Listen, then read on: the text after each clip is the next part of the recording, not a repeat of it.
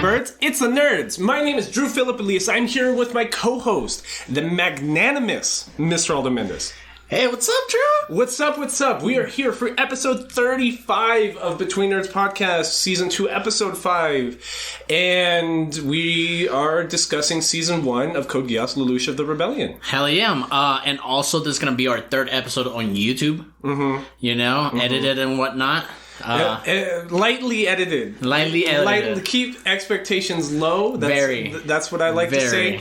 But at the forefront of this episode, I just want to reiterate that we need everyone to use hashtag anti-trafficking nerds to be entered into our March giveaway. I think we might only have one, maybe no entries. Yeah, dude, no entries so far, which makes me sad because nerds don't care about trafficking. That's super weird because we are donating for every original post and and retweet on Instagram or Twitter to the Paso del Norte Center of Hope, which is a trafficking foundation. Mm-hmm. Yeah, they help, give some, advice, emotional support, and they're helping reintegrate victims of human trafficking back into society. Yeah, because that's fucked up what they go through. That's crazy. On my way to White Sands today with Emerson, we were just looking at a train pass. Emerson who? I think Emerson Armendariz. Armendariz. Yes, he is a non-anime nerd. He's only watched, fucking Dragon Ball or whatnot. But he's a fucking nerd because he's getting a master's in engineering. Yeah, which is badass. And he actually helped us with a maternity photo shoot for my girl at White Sands. Shout out to Vianney. But we were just looking at the train go by with all these fucking things, and we noticed that some had AC. And he's like, "Oh, look, that has AC." And I'm like, "Well, yeah, you gotta keep the people refrigerated." Which is bad. But yeah. What was the point we were making? We need to help fucking human trafficking. Oh, yeah. Okay. I see your Help stop it. So just please, everyone use hashtag anti-trafficking nerds for every original post on Twitter or Instagram using hashtag anti-trafficking nerds. You will automatically be entered into our March giveaway. And for every like and retweet on either Twitter or Instagram, we will be donating to the Paso del Norte Center of Hope. What else? We are going to go to the El Paso Fire Department Station 11. Yes, actually, let's call Jacob after this episode. Okay, we are calling Jacob Mendeville, who was here for our Fire Force episode last month. Yes, sir. No, January, excuse me. Oh, yeah, January. 2 months ago already. Yeah, well, because...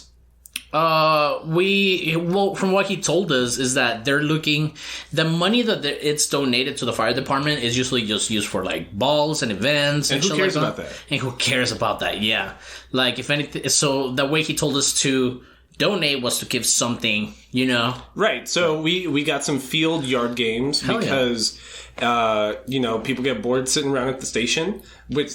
I guess it's better if they're bored because that means there's not a crisis in town. But because our wonderful fire department needs some form of entertainment, we got them some yard games. Yeah. And we're going to be dropping those off this week, and we're going to take a fancy photo shoot with said Jacob Mendeville, and hopefully there's no kinks or no snags, and we get some cool pictures out of it. Cool. Yeah, absolutely. But we saw Code Geass, guys. This was a suggestion by we're talking about anime? Yeah, we're talking about anime. But cool shirt, by the way, dude. Thank you. Both TikTok and I guess YouTube will be able to see it. I am Senpai. Yes. My girlfriend gave me this. But nice. Cool. Because I am Senpai. Okay, I like it. My girlfriend gave me this sweater that I'm wearing, but it's not anime related. Well, the joke I guess I'm trying to make is that the hentai version of calling somebody daddy in bed would be to call them senpai. A senpai, yeah. You're a senpai. I got that. Well, I'm trying to be a little explicit with it. Okay. But anyways, back to Code Geass. And speaking of senpais, this is another high school anime, because why the fuck wouldn't it be? Why the fuck wouldn't it be? It's a large scale, tyrannical... It's How does it make me feel? It's we cannot talk about Code Geass without talking about NGE, without talking about Darling the Franxx. I hate it here. Without talking about Gundam. I hate it here. And without talking about Gurren Lagann, which I haven't seen. No. I don't see a lot of Gurren Lagann, but those other three, verbatim. Verbatim. You're exactly right. It's the plot to NG. It's the character modeling from Gundam. It's It's the posing from Darling in the Franxx. And at first I was excited because you told me that, oh, you're going to like the art style because of like long bodies. And I do appreciate those. I appreciate like the art style. Do you like that they show 2D titties? Yeah. I mean, I think this might be the first anime we've seen where there's just like bare breasts like on screen for no reason. Just, no nipple breast. Yeah, no nipple breast. Yeah, like that keeps it PG-13. Yeah, correct. It keeps it censored because there's no nipple. Mm-hmm. So, but so I did enjoy the fucking long bodies and all that stuff. But I like that style when it's played by adults and not kids in fucking high school again. Well, they're 17. They're young adults. Okay, there's a couple of adults. You're 27, bro. It's because it's one of those where it's like it wants you to treat 17, 18 as your prime years when you have all this energy and motivation and will to live. Yeah, and all this like ambition, hope. And you're totally gonna overthrow like a worldwide empire or some shit. Mm-hmm. But even the adults are all like in their early 20s. Like, all the adults are like 22, 23, which is like kind of hilarious, but I get your point. Mm-hmm. You know what I mean? But I've been rewatching clips of High School of the Dead, and I think that more encapsulates, like, why is this about high school? Yeah. Then I would relate that to Code Geass. Yeah, because Code Geass... Hold on. Because I was trying to use really broad language to describe Code Geass, and I think I failed. So can you do it for me? What is Code Geass? Well, Code Geass, it's... man, I want to tap into my, like I haven't seen any other anime yet brain. Yeah. But then when I initially started watching it, it reminded me of Star Wars. That was the first thing that it reminded me of. Mm-hmm. And... Why Star Wars? Because it's the rebels against the Empire, so it's just instantly started like that. Maybe not exactly like a Luke Skywalker timeline, but it's the same scenario. Mm. And as I was watching, I'm like, oh, cool. Oh, fuck. This kid gets fucking, mistaken by a terrorist or some shit like that. There's this fear about this gas bomb that might explode. Mm-hmm, mm-hmm. The people that are so-called racist terrorists in the first episode, they meant to be, they're led to be seen like they don't know what the fuck's going on with this device that they're stolen. Yeah. I don't know, and it took me to a good place. I was like, oh, okay, cool. And then I really liked the mechas. Right. Which are nothing like NG. Right. Because NG mechas were almost like living beings because they were aliens. But back to your question, as a whole, it was, I want to say it's better than Darling in the Franxx, for sure. But I guess for me... Code Geass is smart. It went smart about it. There's almost no loopholes to what they're trying to say. Yeah, Code Geass is like a big-brained like Bond flick almost, but it's super super Japanese and anime for no reason, just because it's anime. Because I guess what it keeps reminding me of is it reminds me of Skyfall.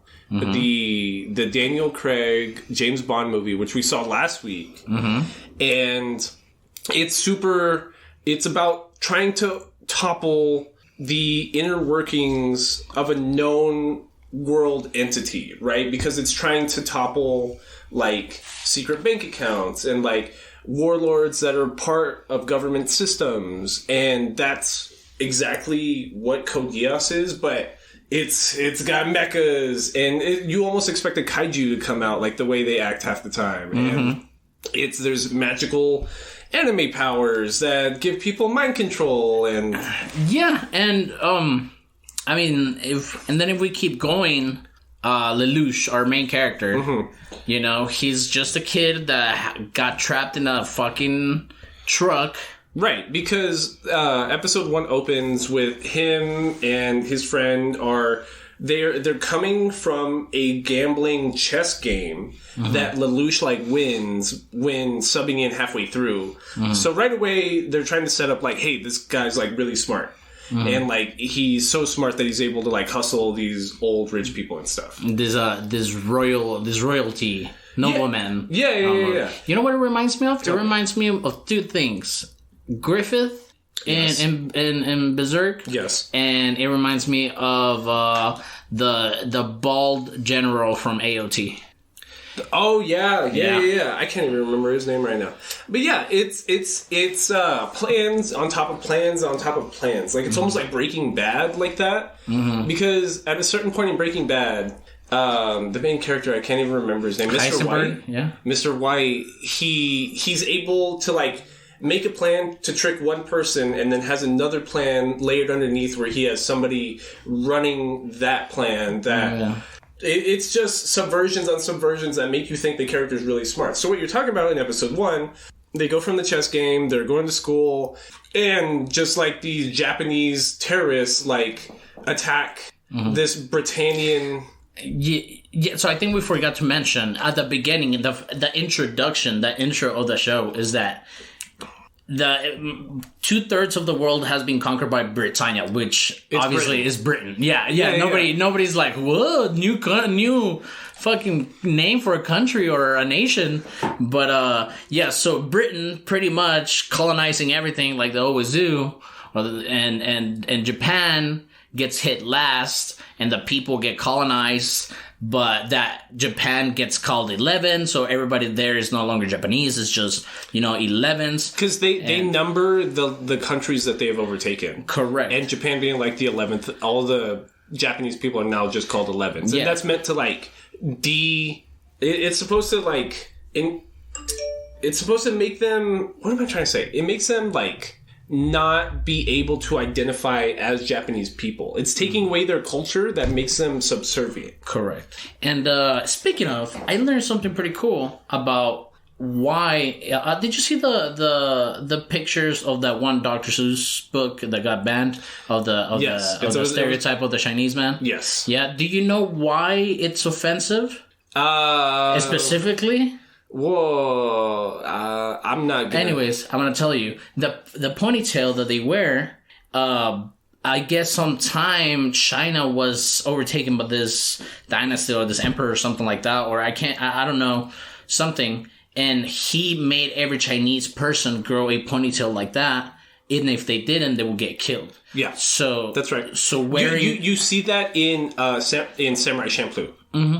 Because there was that episode of Samurai Champloo where he had that haircut, where there was just some random character who had that haircut, and he was cutting off noblemen's braids, the braid on their head or whatever, and that was like triggering them, and that's how he was just trolling them. But yeah, you're right. Yeah, that was pretty cool.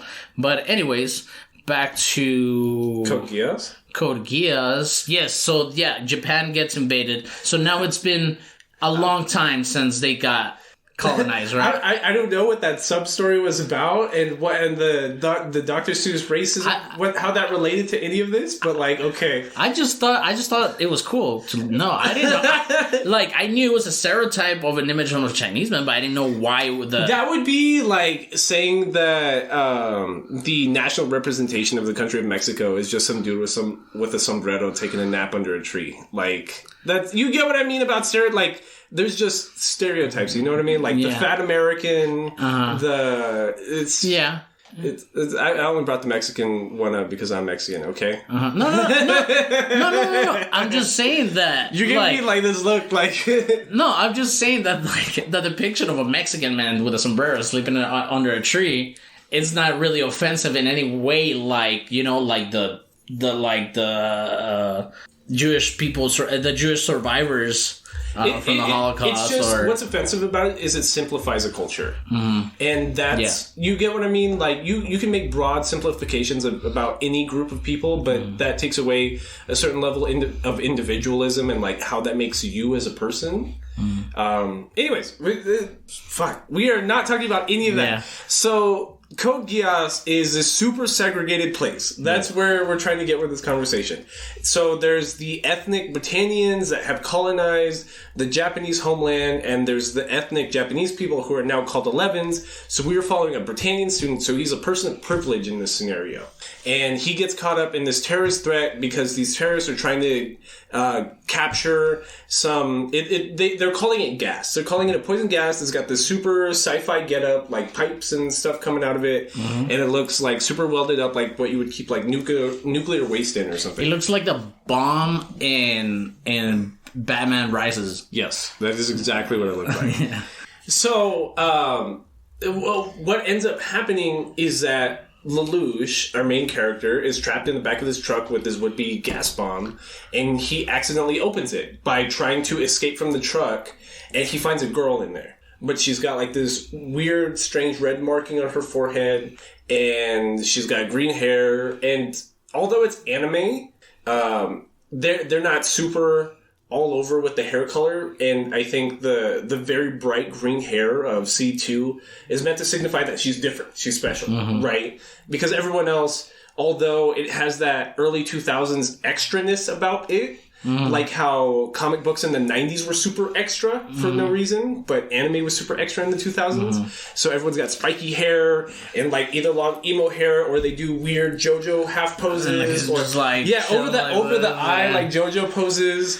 And just so you could look like Bon Jovi, but so she's magical, she's special, yeah. And she right away makes a contract with Lelouch in his head mm-hmm. because the military shows up. They see that this girl has been let out of this capsule, and them knowing that she is like the special specimen that's just not allowed to live, mm-hmm. they just order the people to open fire, right? So that's when C2 makes the contract with Lelouch, and she's like, hey, if you want to get out of this scenario, make a contract with me right now, and I will give you superpowers, and we can get out of this. Yes, and I don't know if it was a little bit before that or a little bit after that the Britannian militia that is in Japan gets ordered to start killing Japanese people all around the area to blame it on the gas. Right. So they start going off on fucking people. It's fucking crazy. So at this point, I'm like... That sounds like some real world shit, you know what I mean? Yeah, absolutely. Like, that sounds like those false pretenses that the U.S. uses in the Middle East or something. Yeah. Hey, they spit on our base, so we're gonna bomb Syria. They eliminated 100 insurgents. No, there were people, bro. Yeah, it was families and villages. Unarmed children and mothers.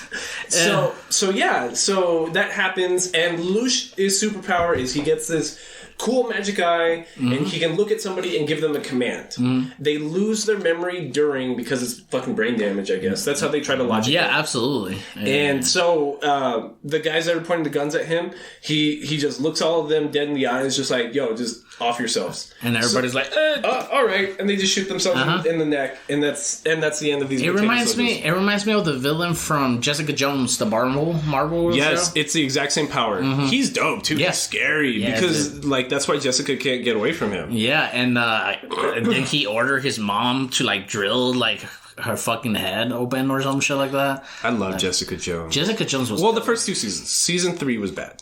I think I only watched the first 2. Yeah, see, nobody watched season 3. Yeah. Anyways, but and that's all episode 1. Mm-hmm. So the ending of episode 1 is he gets the power and tells those soldiers to off themselves. Yes, and then but see, that's what's wild about it, because it's such like a roller coaster of just shit happening. You're like, whoa! And this is where I was super excited, because I was like, oh fuck yeah, this kid's just a fucking fugitive now. He's just gonna be part of the rebellion. Fuck school. Fuck responsibilities. He's Luke Skywalker. Next episode, boom, he goes back to school at the end of the episode.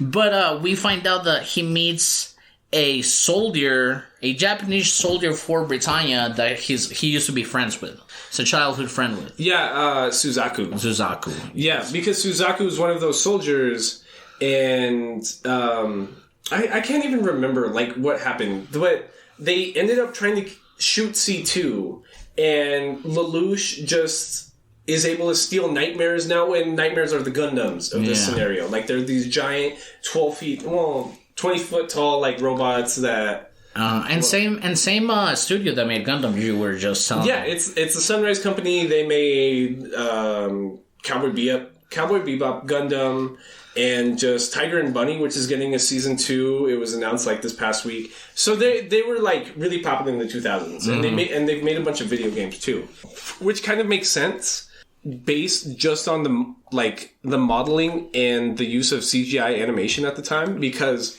they try not to do a lot of CGI, but there's some like movements of the mechs that they just can't draw 2D. So you'll see like a quick frame that's just like a 3D like shift. And I think that's really cool. It looks big budget. It looks really big budget, even though when you break down every scene, it's just these super dramatic modeled characters talking. There's not a whole lot of action, really. No, yeah, at the beginning, not a lot of action, but I was excited when I saw those mechas, because the first thing you told me was like, fuck, this is NGE all over again. I'm like, yeah. It kind of has to be like that, because, I don't know, I feel like, if you guys were to watch these back to back or in the same fucking screen at the same time, it would be the same fucking anime. Yeah. You know? It's just, like, I understand why. You know what I mean? Because NGE is such a fucking house of, like, a show and, like, of a cultural medium. Like, imagine you're trying to write an anime starting in 2004, and you're just like, fuck, I can't think of anything. I just want it to be tight as fuck and smart and have loud explosions and Gundams. What has that already? NGE. Yeah. And what's done that perfectly? NGE. But I like the difference between NGE and Code Geass for me is that I really like the time that they put on the fights, because it's not big old mechas, and they're not trying to skimp out on animation because since they're bigger, they move a lot slower and shit like that. No, this is robots going back to back. They're not that big. You know what I'm saying? They're as tall as like a 4-story, 5-story building. Yeah, and it looks super awesome to see them all dynamic and skating everywhere and fucking and all this shit. And they logic it because Japan was colonized because of vibranium. No, that's from that's from Black Panther. But like just some precious fuel. You know what I mean? Sakuradite, liquid Sakuradite. There you go. And that's the logic behind the nightmares, the Gundams in this scenario, is that they can move super fast and they're super efficient because of this sci-fi connection that you also have with a pilot. Yeah, and it's dope. Like it's so fucking fire because it is fucking cool. The best nightmare in this scenario is written by Suzaku, and there's a scene where you just see like this Sakuradite cube just spinning super fast in, I guess, the fuel cell, and that's how you know that shit's about to pop off. Yeah. You just hear him be like, okay, I got this. Sakuradite spinning. It just like flips and spins. And it's like the brain blasting Jimmy Neutron. Yes, it's exactly what it looks like. That's exactly what it is. And it's so Sakuga animation, you know what I mean? Because there's certain scenes with like laser beams and stuff where it, like Sakuga's like that free-form expressive animation where it's not scripted. You can see the directions just like, hey, draw a big laser beam and make it cool. And it looks nice. Yeah, so they just go all out and they add a bunch of color and it's fire. Like, and it has so no 3D modeling. Nope. No, and it looks nice. Even those like maybe low quality frames that you see because it's moving fast, I don't mind. Just put them in there. Yeah. Put as many as you want in there to make it look good. Yep. You know, it looks pretty fucking awesome. And then the other thing that I was gonna say, it was that with the fucking name Z2, come on, like 02, C2. Yeah. Like, you couldn't make it an R2. This came out a decade before Darling in the Franxx. So if anything, like this is another knock on Darling in the Franxx. Yeah. And every episode, we just find like another reason to just put Darling in the Franxx lower in the totem pole. Lower and lower. Which, like, I like it. Like you're saying you like Code Geass more than Darling in the Franxx. I would hope you did. I feel like I like them both equally. Like I have seen both. It's because we like the dirt. We like the scum. Yeah. I just like the scenes in Darling in the Franxx with just butt cheeks in the frame. It's just 3 frames of butt cheeks. Because they're not trying to hide it. They're not trying to hide it. It's I've seen all of season 1 and all of season 2 of Code Geass maybe like 3-4 times. Okay. And I was watching it as it was coming out because I remember I hated that waiting period between season 1 and season 2 because it was when I was in high school. When we were in high school, we're the same age, and it took like 2 years for Adult Swim to get season 2, and I just remember I was dying. But like by our senior year of high school, it was like the most like fire fucking shit, and I've seen it like subsequent like see-throughs after that, because immediately after season 2 started airing, I started from season 1 over again. I just had to keep going, and that's how I immediately was Darling in the Franxx too, because Darling in the Franxx had its dud episodes, it had its dud storylines, but it felt so original, and it tickled that kind of like bright-haired girl, big booby part of my brain. That you know what I mean? Big explosions and robots and like colorful hair and big boobies. Just that part of your brain that just tingles back there. Yeah, absolutely. So I immediately had to do the same with Darling and Friends and just watch it like 3 times. It's Code Geass it's when you break it down, it sounds dumb a little bit because there's just anime-isms about it that you can't explain to somebody without being like, dude, it's just anime. Like, I don't know. I hate that sometimes animes try to go very, like, Victorian age, but then they go past to a point where it reminds me, like, Zelda, elfish kind of thing, and I don't like that. I'm like, are you gonna make them fucking elves? You don't like fantasy? No. High fantasy, excuse me. Yeah, no. Like, I like it, but, like... Stick to your genre. Like, be consistent. Yeah, like... Because Britannia, it's set up to be like, you know, royalty, but in no way magical or anything like that. So, but sometimes there's an explanation for that in season 2. Oh, really? Yeah. Okay, because the character design of the royal people and nobles and the guards and shit like that, it's like they're elfish. Oh, you know what I'm saying? I get what you're saying. So I'm like, stick to it. Which one is it? It's the meme about Yu-Gi-Oh! Too. Because, like, if you've ever seen a crowd scene about Yu-Gi-Oh!, there's all these super average-looking characters, but then you see Yugi Moto with, like, his, like, blonde gold highlights and his spiky black hair, and you're like, oh, I wonder who the main character is in this scene. And it's exactly like that. Yeah. But I don't like that they don't stick with a... Like, for example, Berserk, they're very good as far as... You know, designing the royalty and you know, shit like that. Right. You know? I think that was more on costuming. You know? But, like, over here in Code Geass, it almost seems fake and it takes me out of the story. Well, that's why I'm saying I think it's about costuming of the character models because in Berserk... all the character models are really average. You know, they're ugly. Yeah. Like, it's medieval. Like, everyone was fucking ugly and didn't take showers. Game of Thrones. Yeah, exactly like that. And the most extra character is the only one with the anime hair, who would be Griffith with his white hair, right? But the thing about Code Geass in that scenario for me is that every character model is so extra, especially like the outfits and the hair, that there was no way to make it extra almost without... Princess Euphemia has pink hair. Yeah. Clovis and...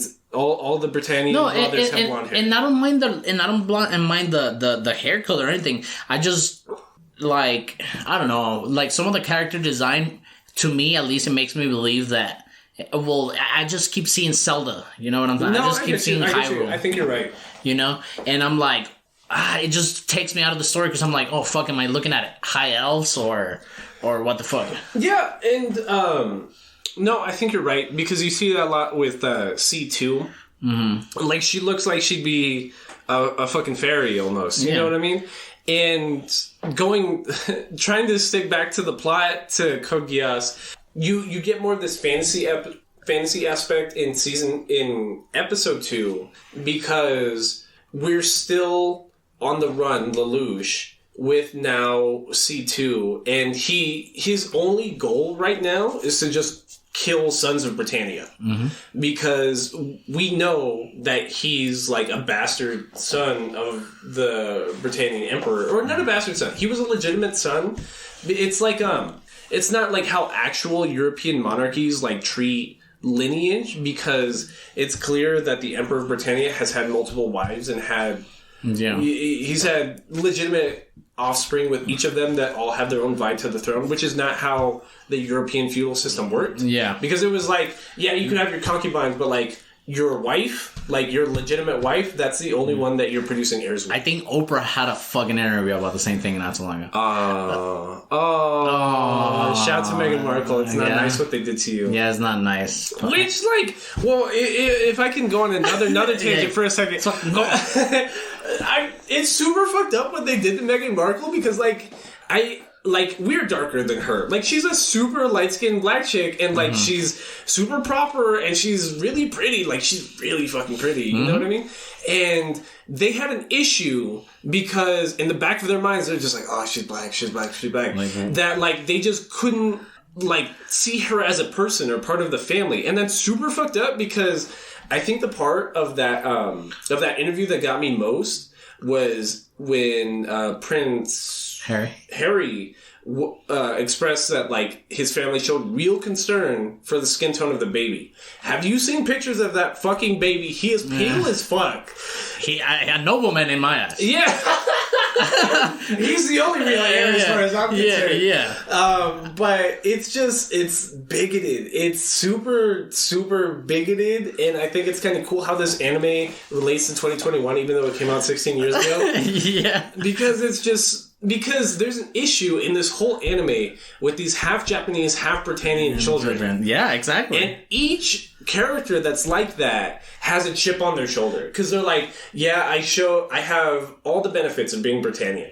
But in the back of my head, I know people are going to think less of me if they find out I'm half Japanese. So then we jump back into where I was like put down. It was that when we go back to school. No, hold on. Finish episode 2. Because since he's on this whole killing spree of the Britannian family, he kills Clovis, who was like a son of the Britannian emperor, who's Lelouch's half-brother, because Lelouch had a Japanese mother, and his dad's the emperor of Britannia. Right. So he just outsmarts him. He treats the battlefield with all these mechas on it, with all these nightmares, as a chessboard. And he's like, I'm going to give this feint, and you're going to make this move, and that means I can overtake this piece. And the directing's trying to show us that he's smart.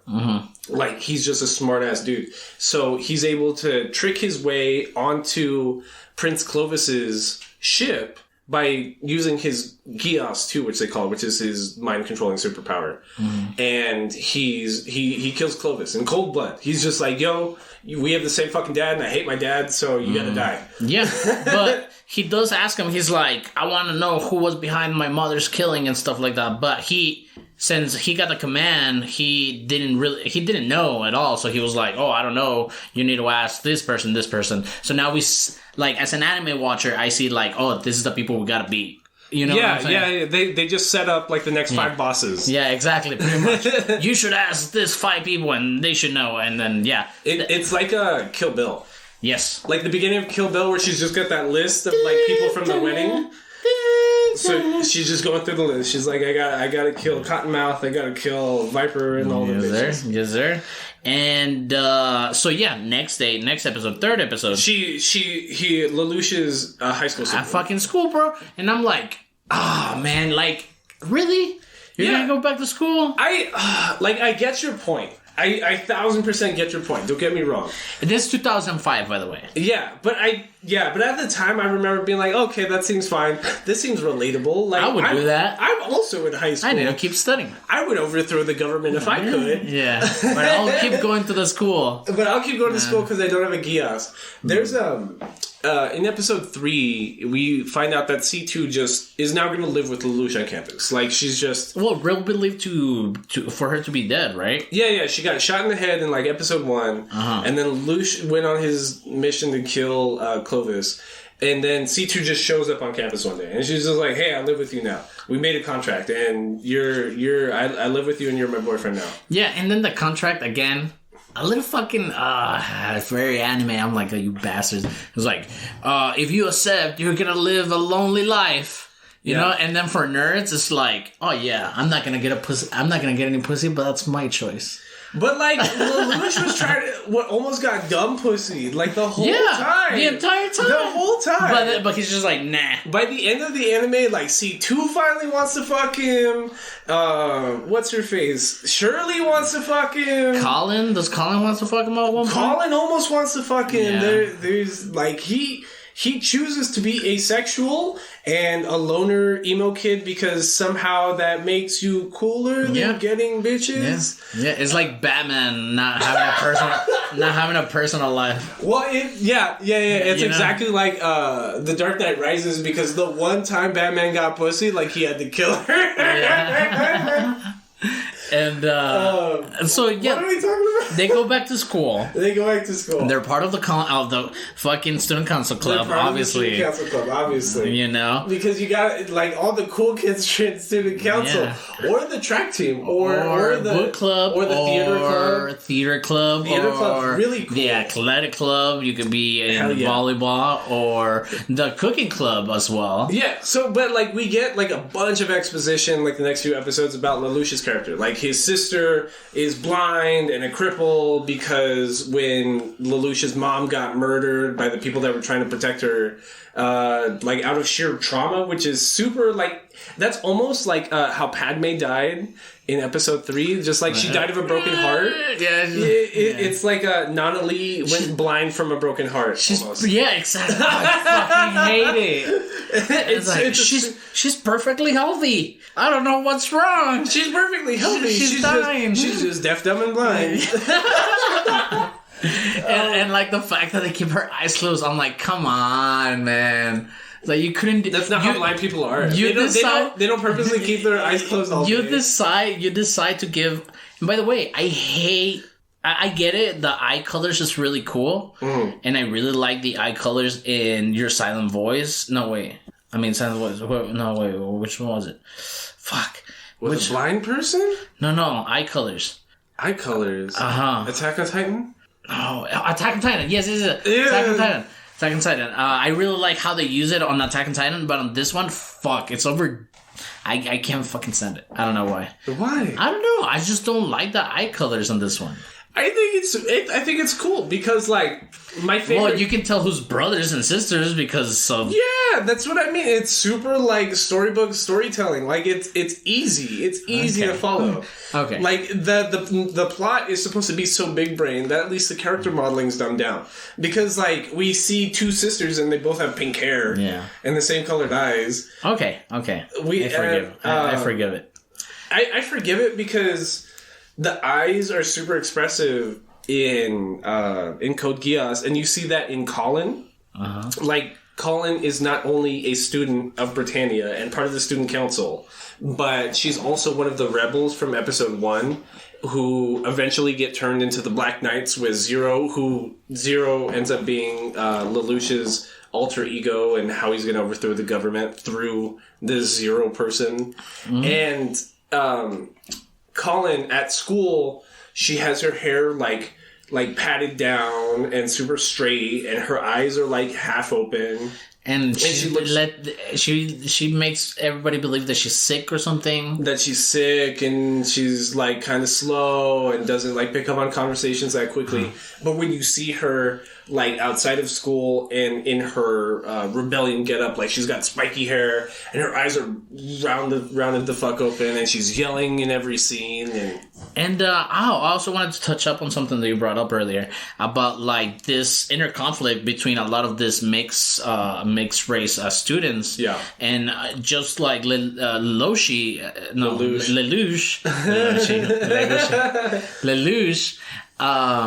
now he has to pretend to be in a Britannian program like school. Yeah. But then he's also a rebel. Also, like the girl, what's her name? Sakura? Oh no, I'm sorry. Colin? Colin? There you go. It's the same fucking hairstyle. And Colin too. So they have to, and they have like their own alter egos about themselves. And their secret identities almost, and it really feels spy like you said. Yeah, they're living double lives, and we get a bunch of exposition on like who the student council is.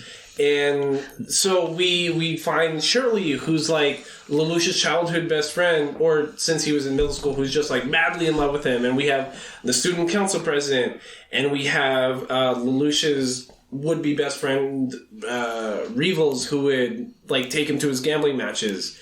And they're all kind of in on like how Lelouch is like a super selfish person, but he's super smart and he gets the job done. Mm-hmm. And one of my favorite plot lines in season 1 of Code Geass is the Shirley plot line. Mm-hmm. Because I was about to say the end of season 1, but by halfway through season 1, there's a huge falling out between Shirley and Lelouch. Mm-hmm. Because Lelouch, as this alternate ego Zero, is just fucking with the Britannian government. Like, he's just, like, destroying, like, military bases. He's just sabotaging shit. Just causing a ruckus. And there's, he makes this army around himself called the Black Knights, who are just based on Japanese liberation and rising up. Super basic anime trope, because it's like, oh, we decided to be good because everyone around us is mean, so... No, but, like, it's a fucking... Yeah, I get it. It's a easy fish, you know? It's an easy reel. Yeah. But I like it. I mean, and especially when it comes to something called Britannia. Yeah, you know what I'm saying? I get that part, too, because, It's like, yeah. Lelouch's main goal is just to stop the racism at a certain level. Because the first, like, plot line is that Suzaku is going to get a trial and then probably be executed, and he's going to be blamed for killing Clovis. Mm-hmm.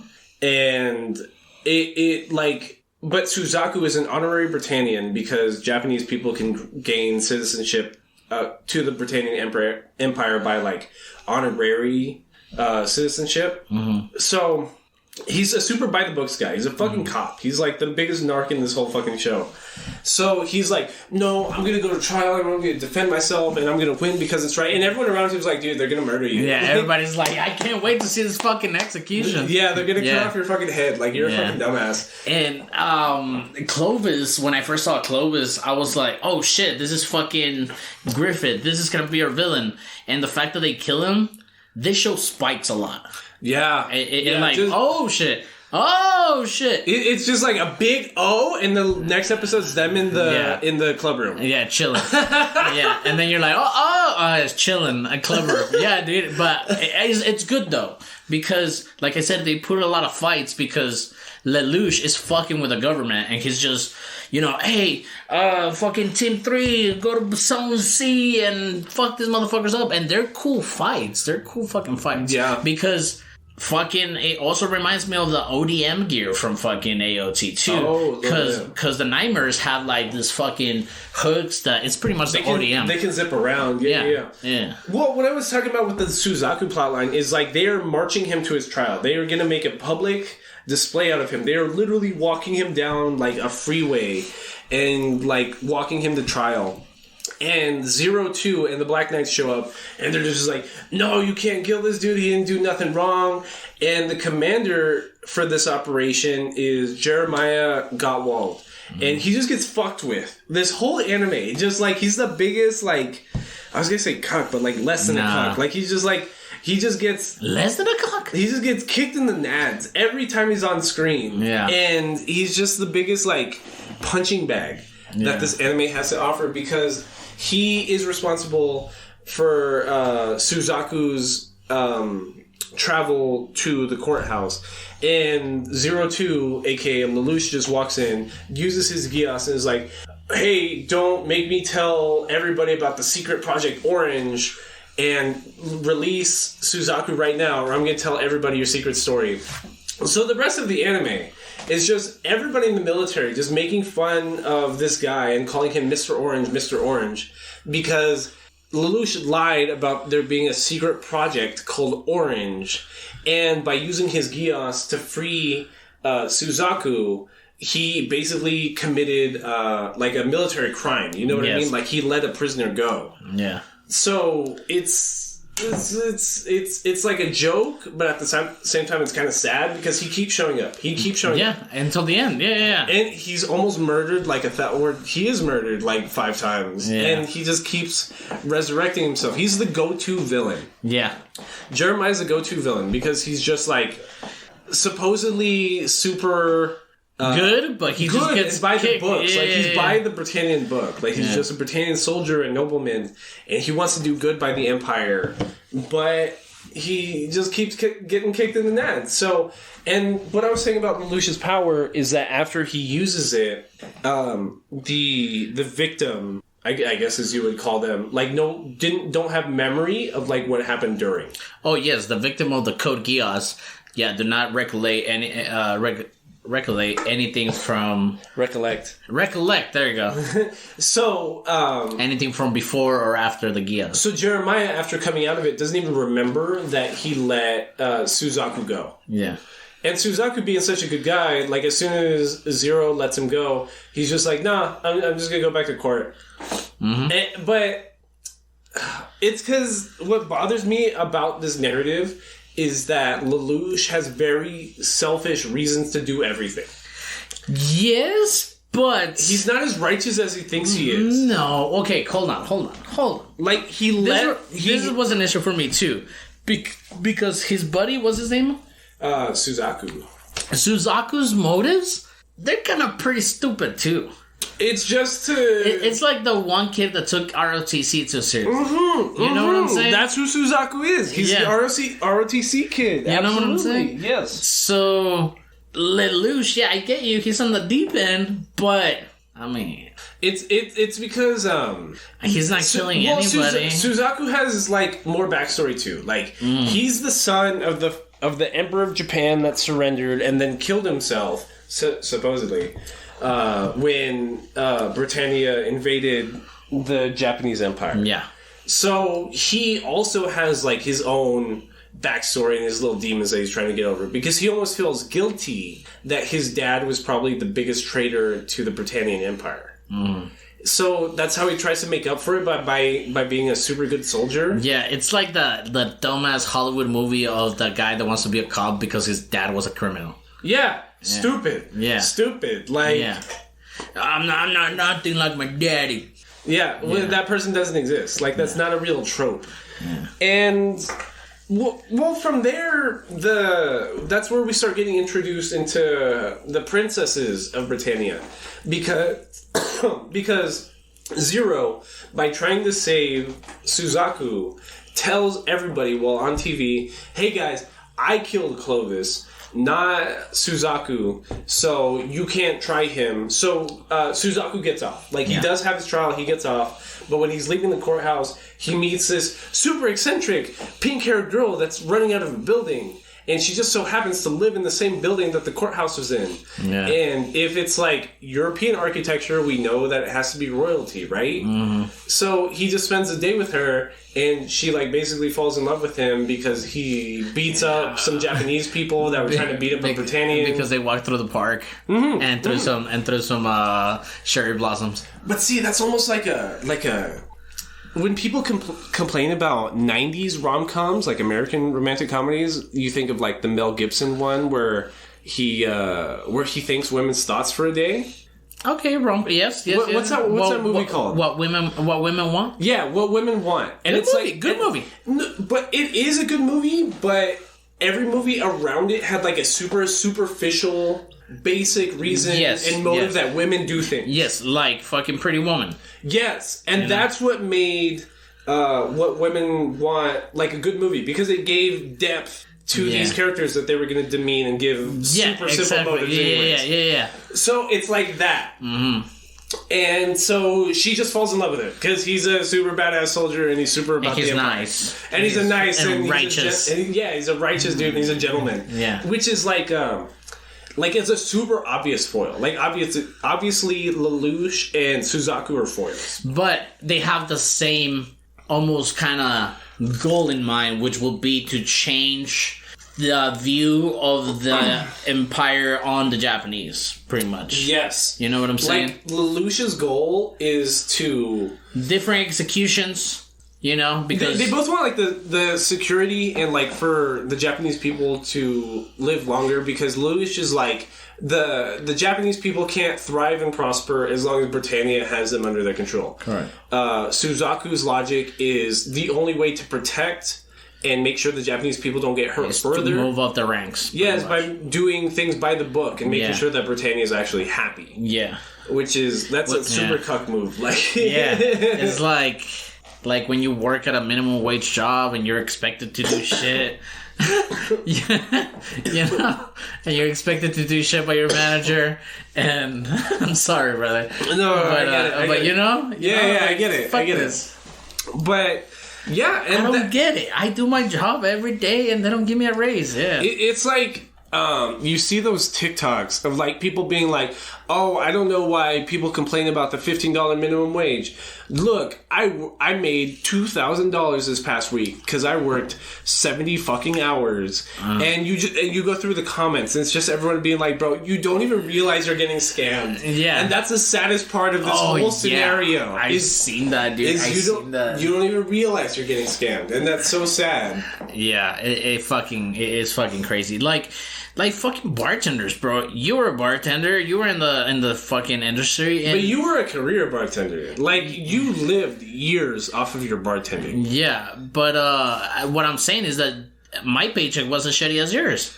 Yeah. You know what I'm saying? Yeah. Like, the only time that I got paid minimum plus tips was towards the last 2 years of my fucking, being a bartender.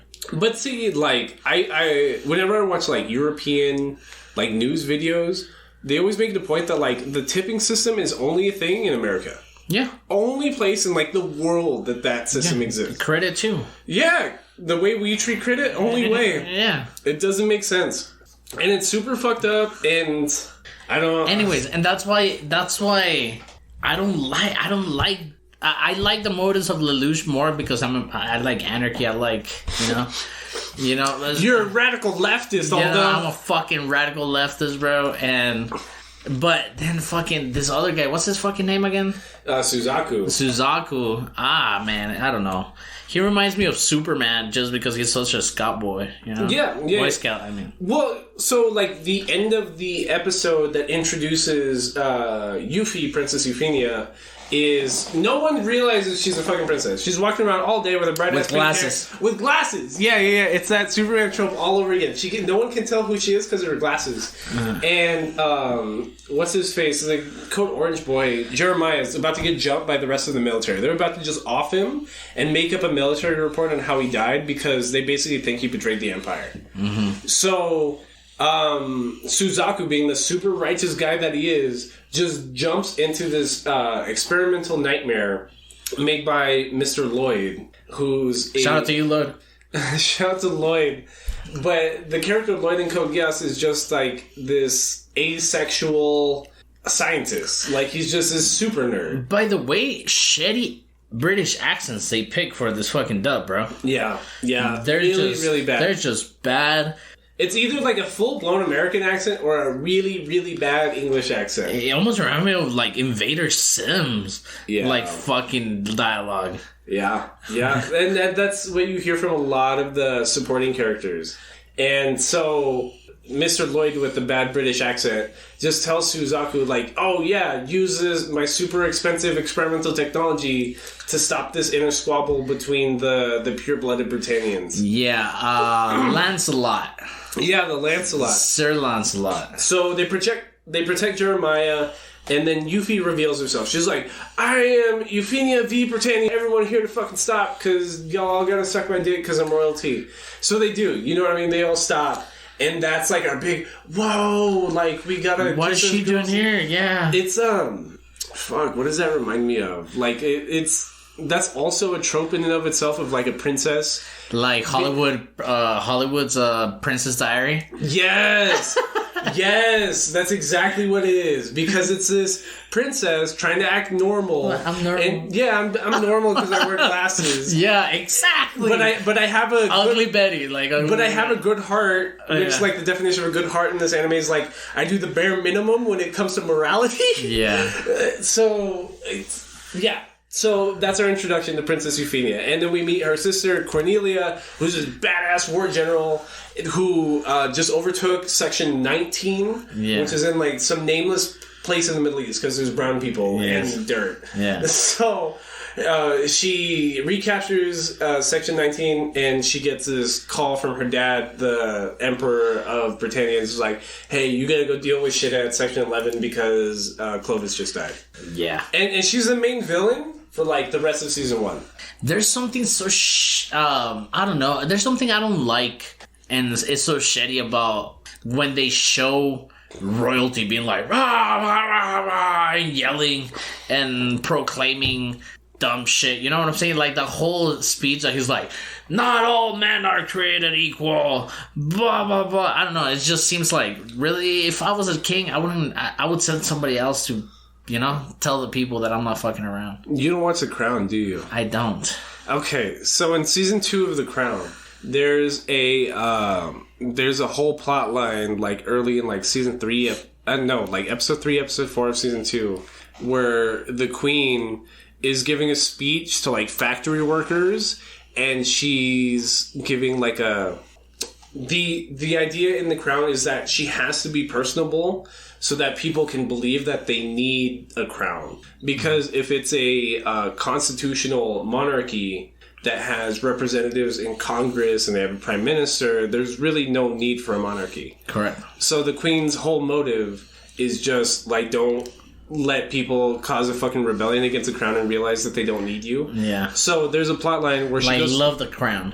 Yeah, there's a plot line where she goes to a factory and she thinks it's like the fucking 1920s during World War I or something. So she gives like, oh, you guys are doing your service to the crown and you guys are working your butts off for me and I'm gonna collect taxes because of your hard work, blah blah blah blah. And everyone just like shits on her the rest of the episode. That's like, I think that's what you're trying to describe a little bit, because it's like the Emperor of Britannia does it in like an even more douchey way because he does it on purpose. Yeah.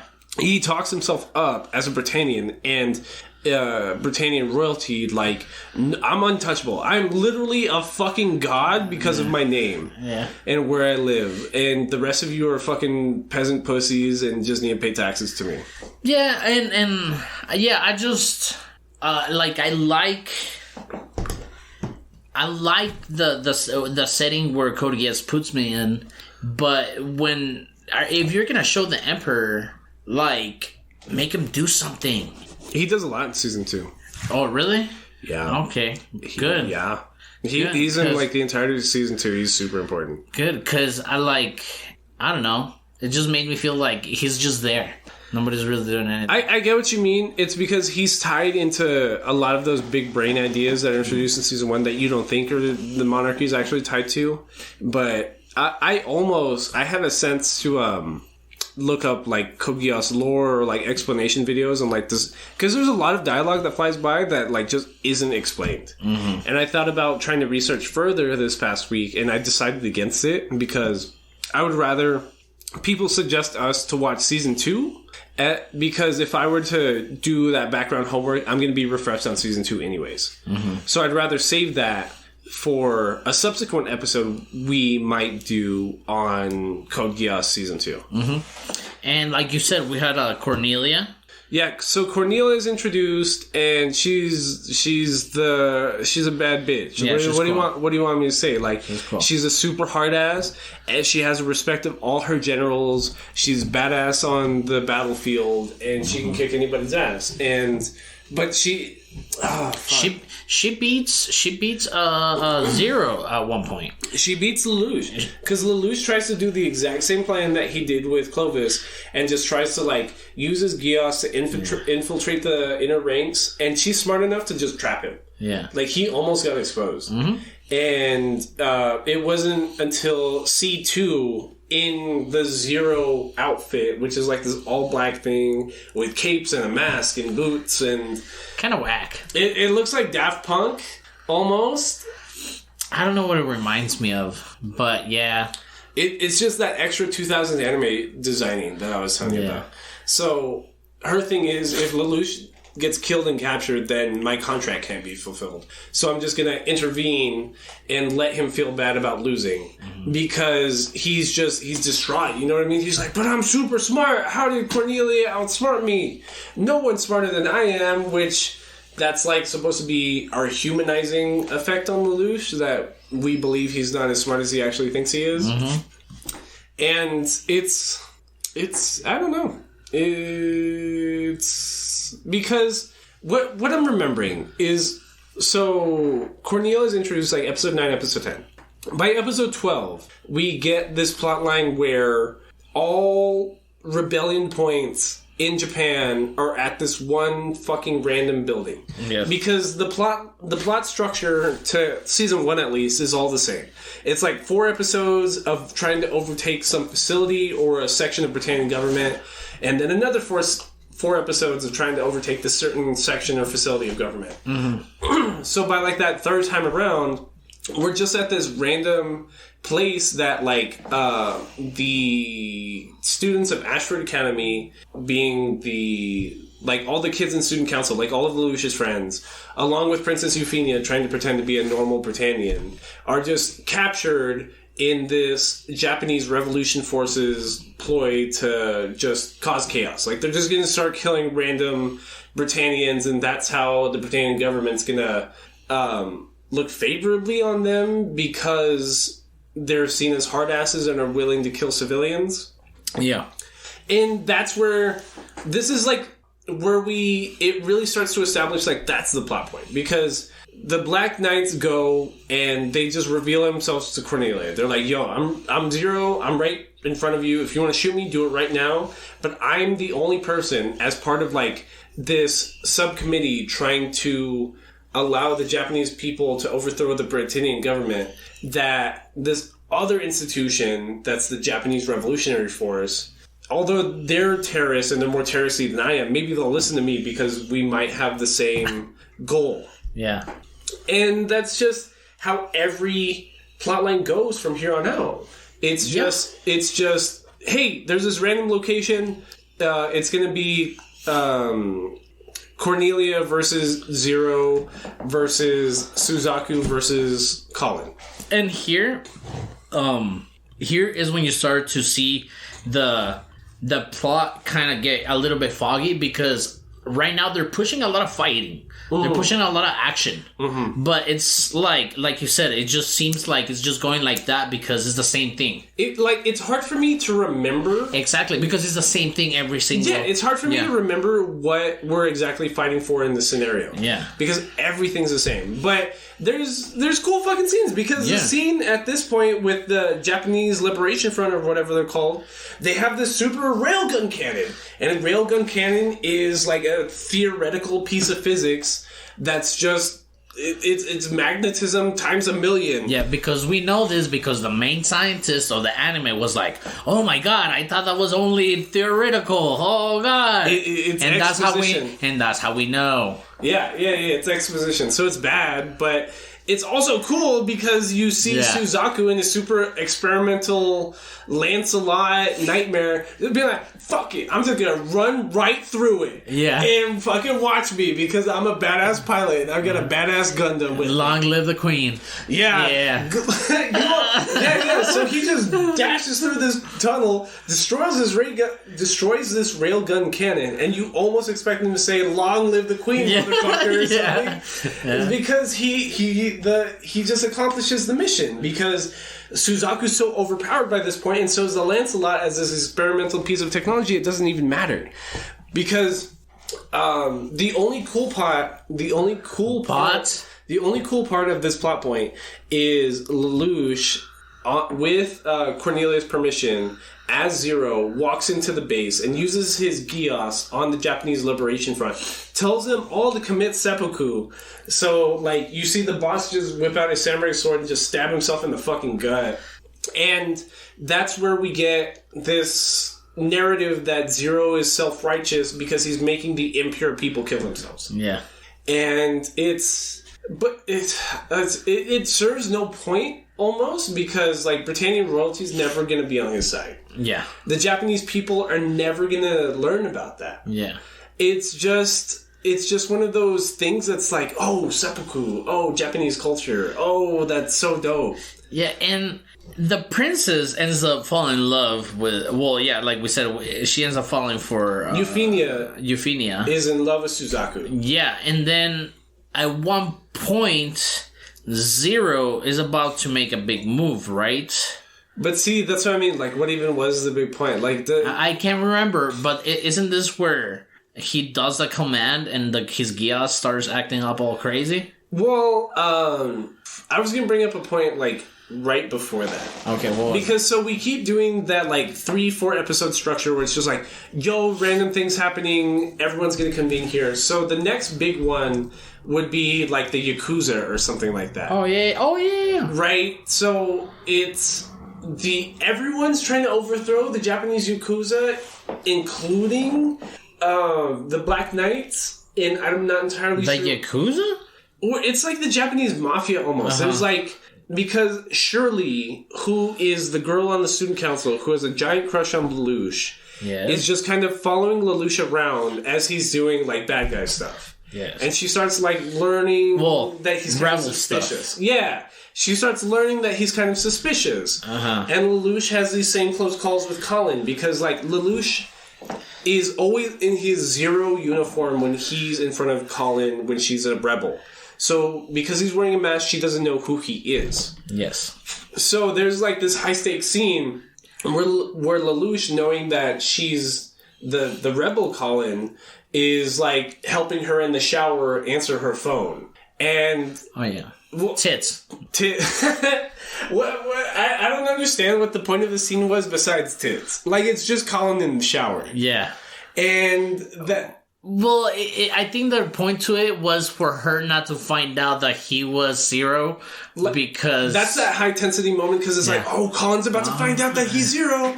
Colin's about to find out. Oh, no, she didn't find out, but we saw tits. Okay, cool. And by the way, no other character besides Z0... or Z2 or whatever her name is, C2. Z2. C2. Oh, C2.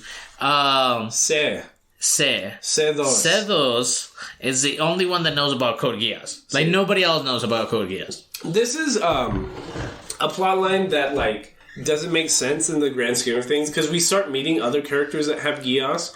But in, like, episode 3, there's a piece of dialogue from Lelouch that's like, oh, I have decided to call this power Geass because it sounds right and it's super cool. But then Lelouch never explains that to anybody but C2, but every other character starts to call it Geass also. Yeah. And that doesn't make sense narratively, because there is no way that this guy that got this power 20 years ago would know that Lelouch is calling it Geass. Yeah, like Steins Gate, too. Yeah. Like, oh, this is the Steins Gate, and nobody knows what the fuck the Steins Gates came from. But there was only one character calling it Steins Gate. Yeah, I know, but in that case, it fixes itself because of time travel. Yes. But, yeah, in Code Geass, it doesn't. It doesn't. There's no reason for everyone to call it Geass except for Lelouch. Yeah.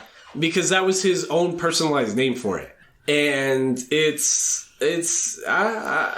don't even know. I don't even know where it goes from here, because it's just like a blend of that same formula, and until we get to a point that we meet another character with Geass. It's just some random dude that... Well, I'm sorry. What were you No, I'm sorry. It's just some random dude that hits up Lelouch and is like, yo, meet me out here. And I don't even... They played like a game of chess, but I don't even remember how that was set up. It's just this guy that C2 had made a contract with, like, when he was a child, and he grew up obsessed with C2, and now wants to, like, it's a jealous ex-boyfriend thing that, like, wants to murder his ex-girlfriend's new boyfriends because she gives them superpowers. I thought you only gave me superpowers. How dare you? Yes. So, but his Geass is he can read minds. Yeah. And this is the first time that I have an issue with the term Geass, because he starts to call it Geass also. How would he know to call it Geass? And anyways, that's how he's outsmarting Lelouch, because Lelouch's superpower is that he's super smart, and if somebody can read his mind, then they're always a step ahead of him. Yeah, of course. And we learn a piece of information about Geass that ends up being important later, is that at a certain point, people can't control their Geass. It gets like too powerful for them to control. Yeah. Because so if you can read people's minds, and if you get so powerful at a certain point, you can read everybody's mind, and you can't control whose mind you're reading. Your brain blows up. Yeah, you're gonna lose your shit because there's too many thoughts around you. Yeah. So he just listens to a recording on headphones. Super like 90s, 2000s anime headphones too. Like those super extra ones. And it's just a recording of C2 being like, oh, you're the best. Oh, I love you so much. Oh, you're such a good Geass user. And that's why he has this not a crush, but like a grudge on Lelouch. Yeah. And there's this whole plot line where he tries to capture Lelouch's sister and is trying to tie up C2. And it's... C2 is always talking to somebody in the background that's not there. Mm-hmm. We see that from the very beginning. When she's giving Lelouch like advice on like how to overthrow somebody or a certain battle plan, she's trying her best, and then as soon as Lelouch leaves the scene, we see her talking to nobody, just being like, "Oh no, I don't love him, or I don't have a crush on him, or anything like that. It's just my contract depends on his survival." Mm-hmm. When there's nobody else in the room, correct.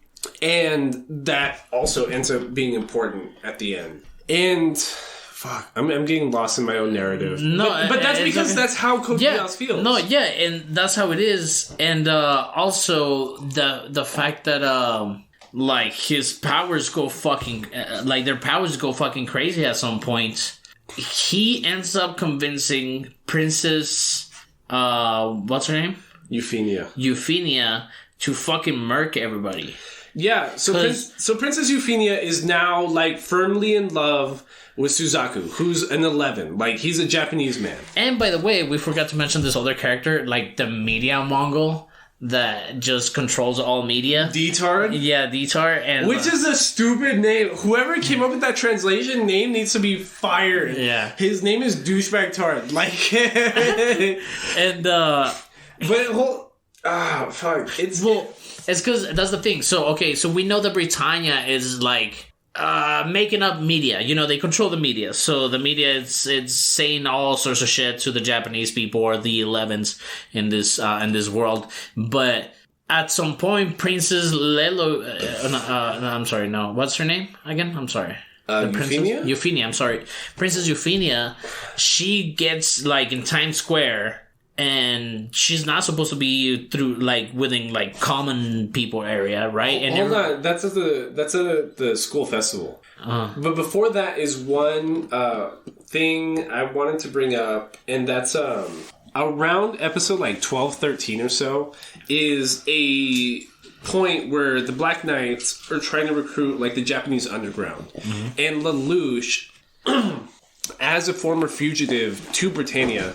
Because his mom was murdered by the Britannian government, and he allowed everyone to believe that both him and his sister, not only as Britannian royalty, were killed, were taken into custody by the Japanese underground and like protected. Right. So that's how they got these new Britannian identities that they now live with. So Lelouch is introducing himself, or like reintroducing himself to the guy that protected him as a kid, and The issue in this narrative is that Shirley has now basically like tied together like who Lelouch is as Zero, because she's been following him out of school and like following him to buildings that end up being victims to Black Knight terrorist attacks. So she's figured it out. Mm-hmm. She finds a note behind like a desk or something like that, doesn't she? No, that's after. Oh, that's after. That's after, because what ends up happening is there's that huge battle at the waterfront between Cornelia and the Black Knights, and Lelouch is about to kill this Britannian commander, Valletta, who's been following her around since episode 1, because in episode 1, he used his Geass on her to steal his nightmare. Yes. To steal her nightmare. And that's the nightmare he used to go kill Clovis with. Mm-hmm. So she has a grudge against him and is trying to kill him. And Lelouch is about to gun her down on the battlefield. But in the background of the scene, he sees Shirley, who like followed him there and is like positive he's in that nightmare and that Zero is Lelouch. Mm-hmm. So he hesitates for a second, and his nightmare gets blown up by Valletta, but he also blows up Valletta. So now she's got amnesia the rest of this season, mm-hmm. and Lelouch is scared because he goes unconscious while hesitating when he sees Shirley. Mm-hmm. So his nightmare gets destroyed, and he gets flipped upside down, and he's concussed, and he's unconscious. And Shirley grabs his gun off the ground and shoots Valletta in like the chest, and like the trauma there is what gives her amnesia the rest of the season. Mm-hmm. And then Lelouch wakes up, and C2's there, and she's like, yo, what happened? And he's like, I don't know, but my gun's missing, so whoever has my gun totally knows my secret identity. That's right. I completely forgot about it. And that was Shirley. Yeah. But the reason why you forgot is because it's fixed like 3 episodes later. Like, this whole plotline is completely fixed 3 episodes later or like the next episode, because Lelouch just uses his Geass on her, and he's just like, forget everything you know about Lelouch Lamperouge. Mm-hmm. Which is like absolutely everything. So now Shirley is no longer in love with him or something? She's no longer, because she doesn't know who he is as a person. So what you were talking about a letter she finds is a letter that she wrote before she got her memory erased by Lelouch. And it's just detailing like how he's Zero and how he's a bad guy. And Shirley's story leading into season 2 is like probably my favorite story, but it doesn't have a real resolution in season 1 like at all. Because she finds out that Lelouch is Zero. But she hates Zero because during one of the Black Knight raids, her dad died. Because he was super important part of, like, Britannian government. And it doesn't... The only cool part of that whole thing is that she almost murders somebody for Lelouch. Mm-hmm. But outside of that, it doesn't go anywhere right here. But I find that kind of important because it changes their relationship with the rest of the student council, because the rest of the student council thinks they're just arguing. Uh-huh. Like, the president of the student council, here's Shirley not knowing who Lelouch even is, and the school president knowing that Shirley has this giant crush on Lelouch is just like, yo, what the fuck is that about? And Lelouch just plays it off like, oh, we're arguing about something right now. And that is what leads into one of the best stories of season 2, because Shirley, secretly knowing Lelouch's alter ego and like his identity and figuring out what his ultimate plan is, subverts like the rest of the narrative. And I hope that the people that listen to this podcast hit us up soon so that we can revisit season 2, because I really want to get into the rest of the story. Mm-hmm. Especially when it comes to this plotline, because Shirley's probably my favorite character. Besides probably Colin. C2 probably worst girl, to be honest. Yeah.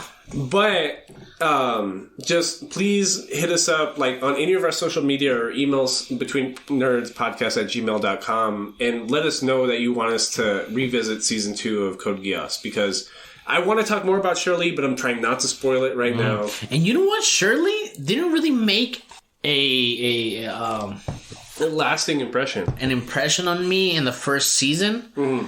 But honestly, the way I was seeing it, as soon as I started realizing that this was fucking NGE, is this what's her name? Oh, what is her name? The angry girl from... Yes, from NGE. I don't remember her name. Yeah, but like, I thought it was gonna be like what nerds wanted for her to be. Code Geass creator put her in this anime almost, but they didn't. Asuka. I see that more with Colin, if anything, because Colin is just always in a mecha yelling her ass off, which that's like the legit Asuka character. But I also get what you mean. It's just tsunderes. Yeah. It's just tsunderes. It's just tsunderes. And but yeah, the ending plot point, which you keep trying to bring up, is Lelouch starts to lose control of his Geass. Yes. And as opposed to like him willingly looking at somebody and wishing a command on them, he's talking to Euphemia, and Euphemia now in love with a Japanese-born citizen and an honorary Britannia, who is now her knightly armed guard, being Suzaku. she wants to create a Tokyo zone, which is just like a zone of the Japanese area where Japanese people can call themselves Japanese and Britannians are not above them socially. And it's going to be this big, feel-good, huggy scenario. But Lelouch fucks it up because passively he's talking to Euphemia during the ceremony and he's like, oh, well, if I wanted you to kill all Japanese people, you would do it.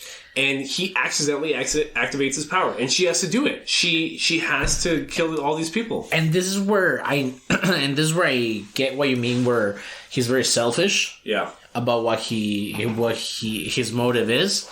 It still has like a quote unquote good end to it. You know what I'm like? You gotta crack some eggs kind of vibe. Yeah. But yeah, when he does this, accidentally, like you said, you're not able to control your Geass, which then again it starts to remind me a lot here, and not just in the plot line, that in the animations when they do just like the silhouette drawings, it's just NGE, and like when he taps into the Geass and he's like, you know, communicating with C2, it's just NGE shit. Yeah, it's imagery. It's like what Hollywood portrays like an acid trip to look at, almost.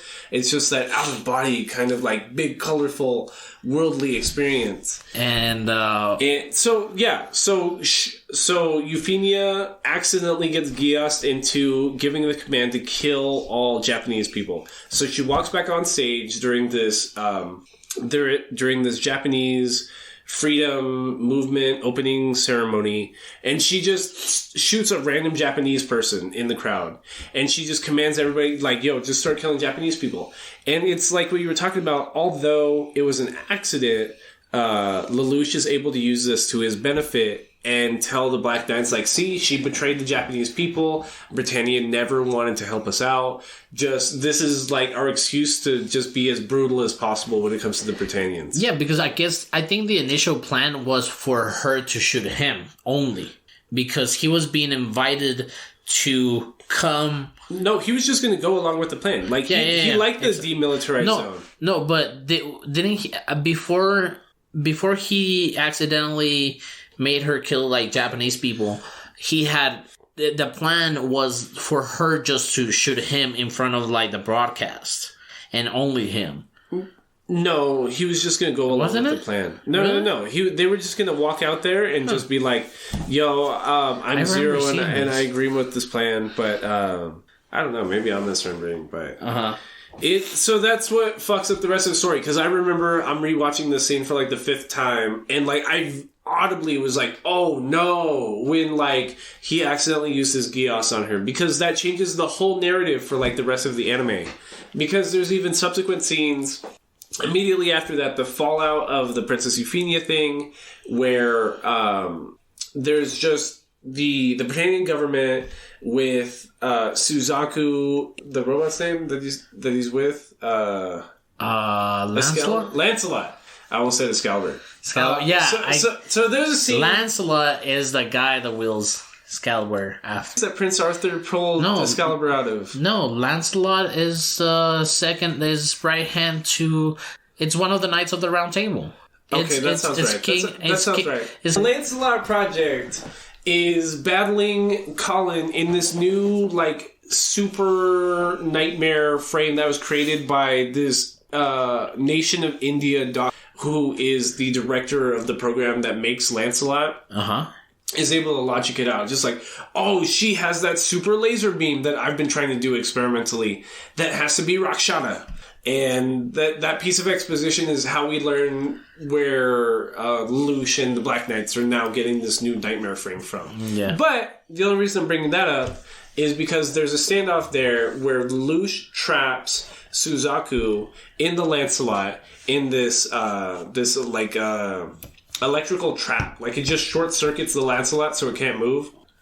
But at that same point, the oldest brother Schneisel of the Britannian siblings like comes through in a magic spaceship. Well, not a magic spaceship, but it's just a giant Star Wars spaceship. Yeah, and it's just like, oh, we're just gonna destroy the Lancelot and everybody in this scenario because that's the easiest solution to ending the war. Yeah, because and then fucking the guy that drives the Lancelot, what's his name? Suzaku. I hated that he just like gets his gun and gets him and holds them. Is like, dude, they're gonna kill you too in that trap. And like, dude, for what? Yep. For a charger? Yep. You know what I'm saying? Yep. For a charger, dude? Yep. Oh, man. It just saddens me. And that was the most annoying part of his character. Because, I don't know, it's just fucking annoying. And he sacrifices the whole thing. And then Lelouch and just says live. But that's another one of those like accidental Geass moments because Lelouch is just like being trapped by Suzaku and he just wants to get out of this scenario, so he just uses Geass and is like live, just looking at Suzaku, and Suzaku uses a super nightmare frame and just is able to just escape. Yeah. And they wake up on an alternate island, like it's Euphemia, it's Lelouch, it's Suzaku, and it's Colin. Mm-hmm. Because, well, I guess this was before Euphemia accidentally got brainwashed, but it makes that scene more impactful because we get that more background story between Lelouch and Euphemia, because Euphemia is telling Lelouch in his hero costume, like, yo, I know it's you Lelouch, you're the only person that would act like this and have this chip on your shoulder about the Britannian family and know the inner workings and stuff like that. But then we get this scene, like a bunch of scenes between Colin and Suzaku, where Suzaku finally learns that Colin is like goes to school, but is part of the like Black Knights, and and who he's been fighting this whole time. Yeah, and both groups get an understanding, and that's what makes the Euphemia scene worse, because she has to get killed in that scenario because she's ordering the killing of innocent people. Yeah. So, Lelouch, in his new super experimental nightmare frame from Rakshata, the Indian scientist chick, just has to fly down and just shoots Euphemia in the face on television. Because if he didn't do that, then she'd just go around killing everybody. Yeah. And fucking Kurudugi gets fucking pissed the fuck off because she got killed. Suzaku Kurudugi, bro. It's still Kurudugi. No, you're right. I'm just making sure. We haven't called him Kurudugi. Yeah, I know. I just wanted to say it. Because I have another phone now. Because my phone is out there recording. And I can't look up stuff. Shout out to 1080p. But, so yeah. The ending of season 1 is... there ends up being an alternate being that knows what Geass is. The little kid-looking guy. Yeah, little kid-looking guy, and kidnaps Shirley, who's Lelouch's sister, and just takes her to this magical island. And the ending scene is just a standoff between Lelouch trying to go into the cave with relics on it, where he knows that this new guy has his sister. And Suzaku shows up and pulls a gun on him and is just like, no, if you walk through there, I'm going to kill you. And that's where we get the big reveal from Suzaku's end that Zero was actually Lelouch this whole time. Yeah. But then behind Suzaku is Colin, and she's there to protect Zero. And yeah, it's super high stakes, and it's layers on layers, and that's exactly what Code Geass is. And it ends right there with like that gunshot. That's the ending of season 1. And, well, there's 2 gunshots. He shoots him, breaks his fucking helmet in half perfectly. And that's where, like, his face comes off. Yeah, we see fucking Lelouch. And, yeah, that's where it ends. And I hope I get to see season 2 because you're like, the way you're talking about it, because I liked it, I just didn't get a payout out of it. Right. You know what I'm saying? Yeah. So I'm watching it and I'm like, okay, I like it. Okay. And then I get to the end and I'm like, okay. We just need people to hit us up. You know what I mean? It's super simple. Like, the only reason we brought this up is because it's like one of those super like classic things on my anime list, which is what we go off a lot when it comes to like both our polls and like things we're going to watch, is Code Geass. Season 2 is ranked even higher than season 1. Yeah. And so I think it's dope. It drops that whole high school narrative, basically, that, like, irks you. Because at a certain point, everyone's exposed. So it's like, how are they going to go back to the normal high school life? Yeah. And... I mean, and that's... And like I said, I'm looking forward to see the second season. That'll be cool.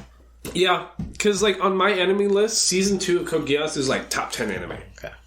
Besides, like top 2 is, like, Full Metal Brotherhood? Full Metal Alchemist Brotherhood. Yeah. Yeah. And, I don't know. Y'all should just watch it. That's what I have to say. Definite thumbs up. Please give us feedback so that we can watch Season 2. Yeah, absolutely. What, you want to go into Nerd Down? Nerd Down. Nerd Down. Nerd Down. And this is the Nerd Down, nerds. How's it going? That was a great episode. Episode 35. Code Geass. Yeah. 2005.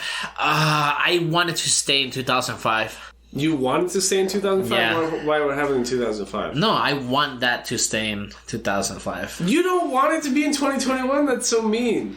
I just think it's funny because it's like it's an Adult Swim dub, so it has the same voice actors that every Adult Swim dub has. Yeah. It was fun.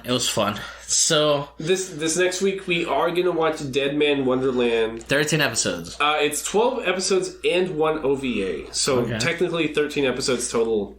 I'm excited. Well, okay, no, I'm not gonna lie. I'm not gonna bullshit. I'm not too excited. I'm a little nervous. Why? But it's not rated that high on my anime list. I've never really heard that good of things about it. But we keep getting requested it on both our Instagram and our Twitter. Oh. So, like, to be honest to our listeners, that's why we're partially watching it. Yeah. And I don't know anything about it. I really don't. I really don't know anything about Dead Man Wonderland. I know that this studio isn't anything too crazy because it's like acquired by Tokyo Pop and it was made by Viz Media and it came out on Toonami, which is like exactly like everything else that we're requested to watch. Yeah. I'm excited because there are 12 episodes. We haven't watched the 12th episode in a while. And since Beastars. Well, since V-Stars. So, but that's already like that was a half ago. Yeah, that's already like 6 episodes ago. Yeah, and that was good. Which feels like yesterday. Which also feels like yesterday. And, well, I'm glad you brought up Beastars because Beastars Season 2 is going to be released on anime like either like early spring or like midsummer or something like that. And what I've been trying to think about recently is that when it comes to the spring anime season, which we're in right now, all the episode 11s and episode 10s are already out. Like, episode 12 is next. So we're at the end of the spring 2021 anime season. So that means we got to start thinking about summer 2021 anime. And that is both, like, exciting, like, super exciting, but also kind of scary at the same time because things are ramping up. Like, there was a lack of production in 2020 because of the pandemic, and now all of a sudden we're getting, like, a ramp up in, like, quality anime. People are just drawing. Do you think they were able to work at home? Probably, I would hope so. As opposed to just, like, do you think we're going to get really good animation out of this season? I think so, because, like, so things that are continuing from spring 2021 into summer 2021 are like things like that time I got reincarnated as a slime, which is like really, really good. The production's really good. It's just a what's it called when you're transported to another world? It's just an isekai. Yeah, it's just an isekai. Yeah. And that's why it's not more popular. But I get excited because Kobayashi's Dragon Maid Season 2 comes out, and not this week because we're watching Dead Man Wonderland, but next week we're going to have J. Alejandro Garcia on to talk about Miss Kobayashi's Dragon Maid Season 1. So that's going to come out at like the perfect time that Season 2 Episode 1 of Miss Kobayashi's Dragon Maid is about to come out. Yeah. So we're trying to stack this up. We're trying to make it contingent within each other. And if you have an anime that you're looking forward to watching in summer 2021, let us know. Like on literally anything, like TikTok, Twitter, YouTube, Instagram, or email us, whatever. Email us, yeah. Like, all social media handles and YouTube are between nerds. And we're gonna... I'm sorry, I got some allergies, so I can't fucking breathe. But, yeah, just hit us up. Give us your suggestions of the shit that you guys have watched that it's not known. I want to watch new anime. I had a lot of fun watching I Want to Eat Your Pancreas. That was cool, even though I was tired of the lovey-dovey and the sad shit. Yeah, it's just cool that, like, we're getting requested quality stuff that isn't that well known. So, what me and you were talking about and why we started re-asking for recommendations on Twitter this past week is we're just going to do, like a poll-a-thon. Like, we're just going to do a sequence of either 3 or 4 day polls and just throw 4 anime that we've either been requested or been wanting to watch on there, and we're just going to plan the month of April around it. So it's going to be like, here's 4, here's another 4. And then we're going to take the most popular anime from those groupings and then make a whole month out of it. Yeah. And just keep putting polls and polls and polls and see what you guys think. I'm not going to stop watching anime anytime soon. No. So there's no reason for us to stop doing the podcast? Probably not me either. I'm kind of behind on all my anime this season. I don't know what happened the past 2 weeks, but I'm behind on One Piece. I feel like I was doing so good, like, on the month of January. And now I'm like, oh, fuck, I did work a lot this week. It was just exciting having guests, too. Like, you wanted to be extra prepared for guests because you don't want to look like a pleb in front of them. Yeah. But I'm behind on everything this season. I'm behind on Horimiya. I'm behind on One Piece. I'm like 2 weeks behind on Attack on Titan. I'm a couple weeks behind on The Promised Neverland. But the Promised Neverland is that's gonna be an example of like what not to do to a manga adaptation. I'm catching up to fucking One Piece, bro. Good for you. I'm in like episode like 68. I keep retweeting clips of like the current episodes on Twitter. It's because like current One Piece is so fire. Like Toei Animation, I know we were shitting on them, or I was shitting on them last week because of Dragon Ball and how they don't put animation production into Dragon Ball. But all of a sudden, the past year, Toei Animation decided they want to start putting money into One Piece. And One Piece looks really, really fucking good right now. Fuck yeah, dude. I'm down. But, fuck, I don't even know what to do. Dude, you fucking lost. I lost what? What do you mean you lost what? What? Your dignity?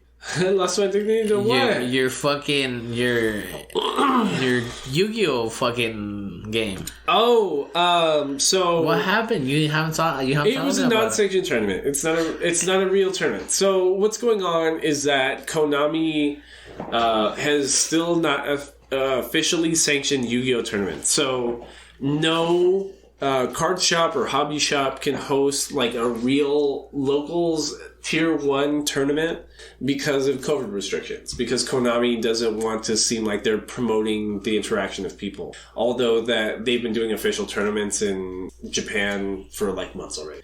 But so we did an informal tournament this past Tuesday, and like I lost to like a bad player, like somebody that like he's a nice dude, you know what I mean? I've been to him out of town, but like he purposely plays the bad decks and like has a poor expectation of deck building, and I don't know. I was just playing stupid.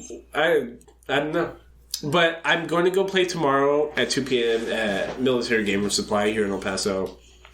Shout out to... Catch him over there. Yeah, catch me over there tomorrow, even though you won't hear this until Monday. Ask him to show you his deck. Yeah, I'll show the shit on my deck. Yeah. That shit's real big and shiny.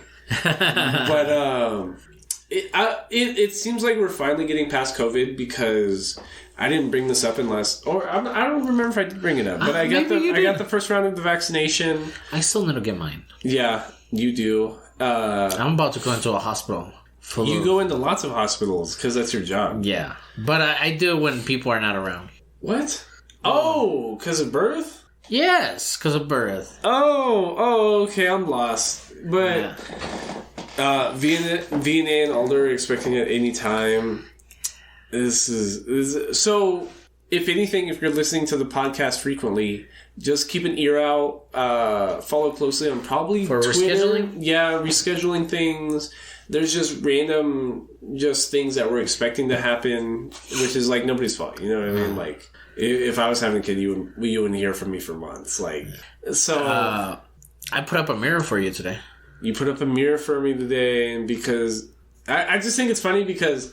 So you came over last night after work because you were working late at the hospital, and you came over it must have been like 10:30, 11. It was already 11, yeah. And it was pretty late, and we were just hanging out, and we were watching episodes of Code Geass, and I just told you like I just finished cleaning and mopping, and I installed like toilet seats and like just all this dirty, nasty shit. So then I wake up this morning and Karen just automatically starts asking me about like what I'm going to do for her next. And that's when I started bugging you about the mirror. You know what I mean? Yeah. So I'm like, like Karen's already expecting this mirror to be up. Like, can you come do this? Did you like it where it was? No, it's great. It adds like a lot of space to the room. It's super dope. And yeah, I've been playing the shit out of Persona 5 Royale. So I got a PS5, right? Yes. And I signed up for PlayStation Plus. Yeah. And then as part of that deal with PS5 owners is you get like a bunch of free games. Yes. So like I said on here, I've been playing a shit ton of Persona 5 because it came free. Fuck, I should have downloaded it. But you don't have a PS5. But I have PS Plus. No, but like... well, whatever, Drew. Okay? But what I'm saying is... My Target... Although I got this free game, I spent... $50 to buy a copy of this game I already have, but that has like 2 extra scenes inside of it. Oh, okay. And that's Persona 5 Royale. And I was playing the shit out of that this morning because it's just addicting. I don't know. Like, I can't get enough of like the plotline and these characters. Did you ever play a lot of like Super Mario and the Nintendo and shit like that? I played a lot of the GameCube ones. I played the entirety of Super Mario Sunshine. Oh, that's my favorite. I remember I liked a lot of Super Mario Galaxy. I never played that one. You told me that one was good. I beat Odyssey. That's the newest one for the Switch, right? Uh-huh.